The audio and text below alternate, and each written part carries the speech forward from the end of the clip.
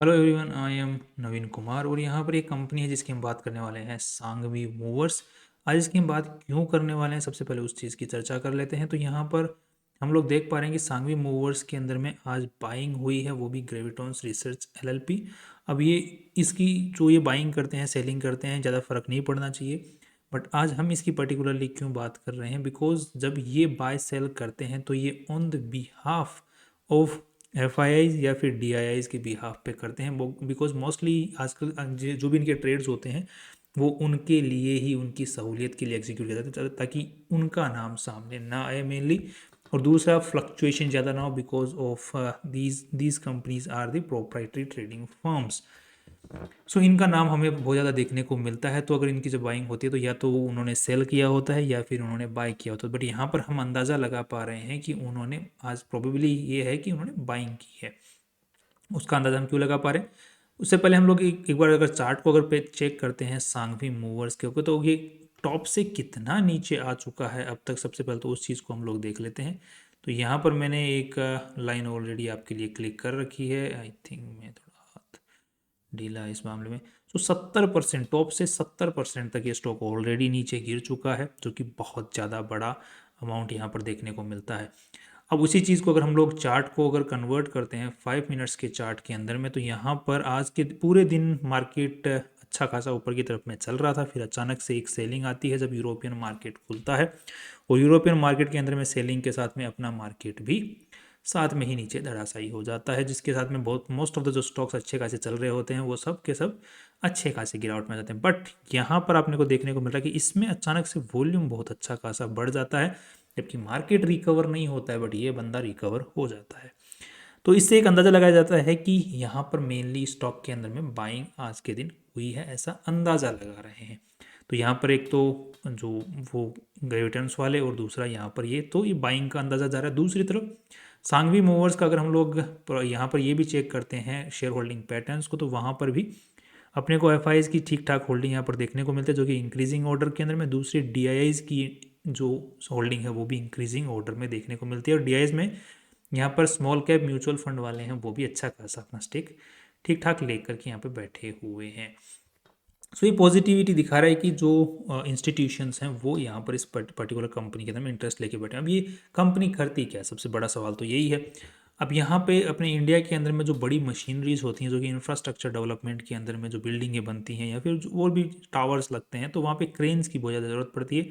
अब क्रेन्स होती है बहुत महंगी है, तो ये कंपनी क्या होती है, जो महंगी क्रेन्स, सस्ती क्रेन्स जितनी भी टाइप की होती हैं, उनको किराए पे देने का काम करती है। तो ये खरीद के रख लेती है, फिर उन क्रेन्स को ये किराए पे देने का काम करती है। आज के दिन इसके पास में जो क्रेन्स हैं उनकी जो वैल्यू है, एज पर दी लेटेस्ट जो ये अर्निंग्स कॉल होती हैं, कंपनियां क्या है कि ये जो एनालिस्ट वगैरह इनको बुलाते हैं, वहाँ पर उनके सवालों के जवाब देते हैं। तो वहाँ पर कंपनी के रिप्रेजेंटेटिव उन्होंने जवाब दिया हुआ है कि यहाँ पे 2490 करोड़ की 346 क्रेन्स आज के दिन इनके पास में है।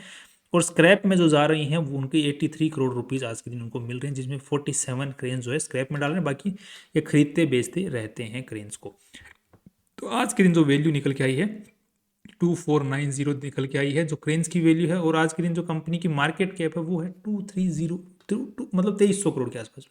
तो ऑलरेडी जो क्रेन्स की वैल्यू है वो ज़्यादा बढ़ी हुई है इंस्टेड ऑफ मार्केट कैप। अब आप बोलोगे कि कंपनी का रिप्रेजेंटेटिव तो कुछ भी बोल देगा भाई, वो तो बोल देगा 5000 करोड़। राइट, बात तो सही है आपकी। बट यहाँ पे जो क्रेन्स की इनके पास में मार्केट कैप आज के दिन इन्होंने जो मार्केट कैप कैप्चर कर रखा है, जो कि किराए पे क्रेन को किराए पे देने का काम करते हैं, उस मार्केट कैप का लगभग 50-60% यही होल्ड करते हैं। तो किराए पे जितनी क्रेन्स आती हैं उनके अंदर में ज़्यादातर मार्केट कैप इन्हीं के पास में है, इसी कंपनी के पास में है। तो इनका दबदबा है मार्केट में, बेसिकली देखा जाए तो।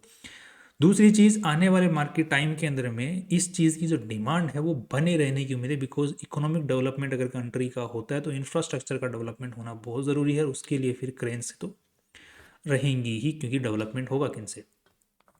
साथ में ही नेक्स्ट अगर देख लेते हैं कंपनी का पी रेशियो, कमाई का वो अगर हम लोग चेक करते हैं, तो यहाँ पर 266 का कंपनी का प्राइस आज के दिन चल रहा है, 2300 करोड़ की वैल्यू चल रही है।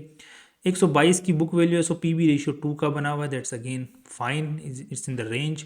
पित्रोस की स्कोर 7 का है। सो ये जो बेसिक रेशियोज अगर हम लोग देखते हैं तो वहाँ पर ये रेशियोज भी अगर देखें तो ये भी अच्छे बने हुए हैं। बाकी मैं रेशियोज पे ज़्यादा बिलीव नहीं करता हूँ, बाकी अगर एनालिसिस सपोर्ट करती है रेशियोज के साथ में तो भरोसा करने में क्या दिक्कत है।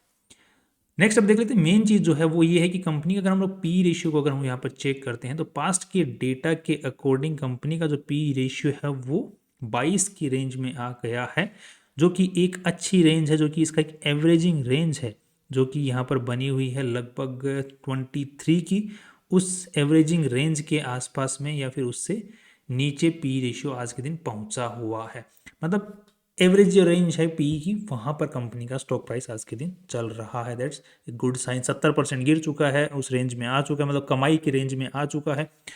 लेटेस्ट जो रिजल्ट है, मैं थोड़ा सा आपको हताश भी करना चाहूँगा साथ में ही, एंड यहाँ पर वो ये है कि लेटेस्ट डेटा के अकॉर्डिंग कंपनी का रेवेन्यू तो अच्छा खासा बढ़ा है, बट नेट प्रॉफिट्स जो हैं उनके अंदर पिछले ईयर ऑन ईयर बेसिस जो क्वार्टर रिजल्ट है उसमें गिरावट देखने को मिली है यहाँ पर, बिकॉज कंपनी का जो खर्चा है वो बढ़ गया है।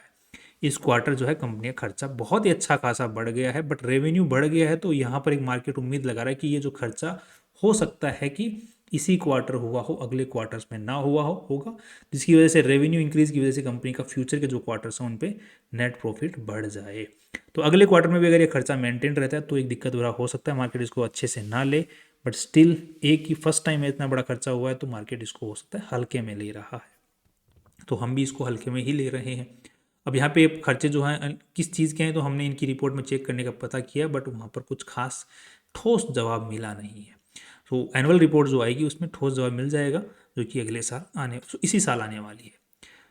नेक्स्ट अब देख लेते हैं, तो यहाँ पर कंपनी की balance sheet is completely normal. वहाँ पर ज़रूर एक चीज़ नेगेटिव देखने को मिली है, जो कि यहाँ पर ट्रेड रिसीवेबल वाला जो सेगमेंट है वो ज़रूर इंक्रीज होता हुआ दिख रहा है, बट स्टिल ये जो रिजल्ट है वो सितंबर 2024 तक का ही है, तो ये पूरे साल का अगर होता तो हम लोग इसके ऊपर में भरोसा करते, इतना सिग्निफिकेंट मानते, बिकॉज कंपनियों की साइकिल चलती है पेमेंट की, तो वो वहाँ पर भी इश्यू यहाँ पर नज़र नहीं आ रहा है कुछ खास। Everything seems normal here, cash flow seems normal, share holding pattern seems good.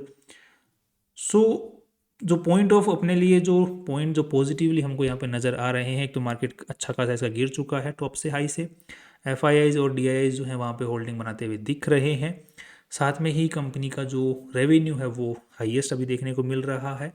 And next अगर देखते हैं तो प्रमोटर्स इंटैक्ट बने हुए हैं कंपनी के अंदर में, और कंपनी डिविडेंड भी देती है, तो ये सारे पैरामीटर्स कंपनी को फ्यूचर के अंदर में यहाँ से ऊपर पुश करने के लिए हेल्प कर सकते हैं, और कंपनी की कमाई जो है कंपनी के मार्केट कैप के साथ में पुराने जो मार्केट पी रेशियोज हैं उनके लेवल पे आ चुके हैं, जहाँ से कंपनी का स्टॉक प्राइस जो है जंप किया है, ऊपर की तरफ में जाना शुरू किया है। So I am hopeful in this company.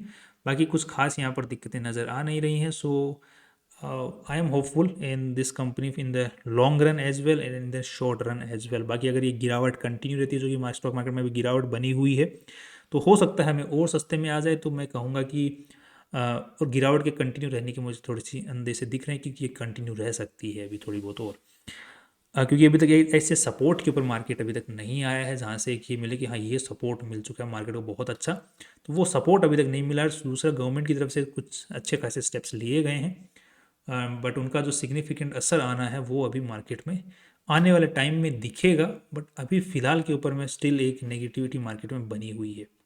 But still एक नेगेटिविटी बनी हुई है, तभी तो मार्केट नीचे आ रहा है, तभी तो हमें सस्ते में चीज़ें मिल रही हैं।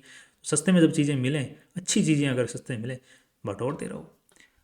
सो उन्हीं के अंदर में से एक स्टॉक इसको मैं मान के चल सकते हैं। बाकी आप कोई भी डिसीजन लें, पॉजिटिव नेगेटिव और फाइनेंशियल वजह से एक बार फिर पूछें, अपने रिस्क कैपिटल को चेक करें, उसके बाद में लें। अगर रिस्क कैपिटल के हिसाब से एक जनरल थ्योरी है, उसके ऊपर मैंने एक वीडियो बनाया हुआ डाइवर्सिफिकेशन के लिए, उसको भी एक बार आप लोग चेकआउट कर सकते हैं। बाकी अगर इसका और भी नीचे आने की अगर उम्मीद बनती है, क्योंकि मार्केट गिर रहा है, तो हो सकता, तो आपको जो सही तरीका रहेगा कि आप 50,000 अगर भी इन्वेस्ट करते हैं, अगर नॉर्मली अगर आप किसी भी स्टॉक में, तो 25 अभी कर दें। 25 अगर यहाँ से 20-30% अगर और गिर जाता है इस लेवल से 20-30%, तो वहाँ पर इन्वेस्ट कर दें, तो वो बेटर ऑप्शन रहता है।